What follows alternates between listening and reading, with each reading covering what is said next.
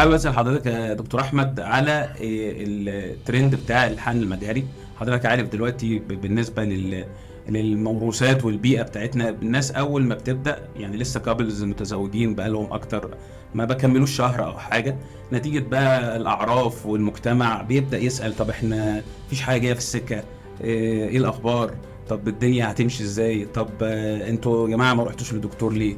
فموضوع تحول شويه الى هوس خصوصا في المجتمعات الاقليميه والارياف بتاعتنا يعني.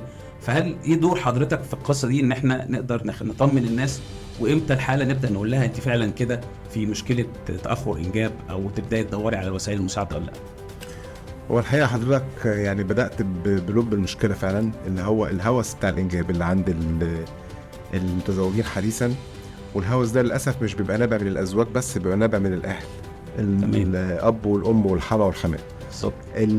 القصة احنا لينا جايد لاينز او لينا يعني بروتوكول بنمشي عليه. المفروض ان انت ما تبتديش تنزل تدور على حمل او خلفه قبل ما يكون في سنه من العلاقه الزوجيه المتصله منتظمه. يعني ايه منتظمه؟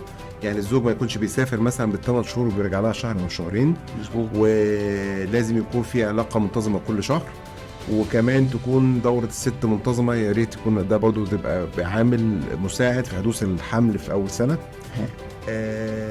بعد السنة الأولانية ممكن يبتدوا يدوروا وينزلوا، بس الكلام ده مش في المطلق برضو.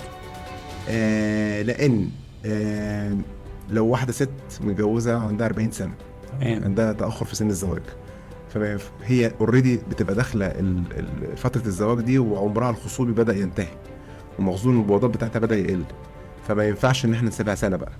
لازم نقول لها 6 شهور، لازم تبدا على 6 شهور على اكثر. اذا ما حصلش تنزل الدورة. تمام. دي اول حاجة. وجدوا احصائيا ان معظم الكابلز اللي هم بيدوروا في اول سنة على جواز بيحملوا في تاني سنة من جواز سبونتينيوسلي او طبيعي. تمام. بالنسبة تتعدى 92% من الناس اللي كانت بتدور اول سنة على الخلفة. تمام. اذا الاكسبكتنت مانجمنت او اللي هو العلاج الانتظاري، اللي هو احنا نسيب الزوجه وتتابع وتعمل علاقه زوجيه منتظمه بفرض الشروط اللي قلناها قبل كده، ممكن يحصل حمل طبيعي في تاني سنه. تمام. فاذا احنا بندعو للازواج ان احنا اولا ما نبتديش ندور غير بعد اول سنه. ولو هتنزلي اول سنه تدوري هنبتدي بقى نقول على الفحوصات اللي لازم نعملها قبل ما نخش في اي وسائل اقصاء مساعد. تمام.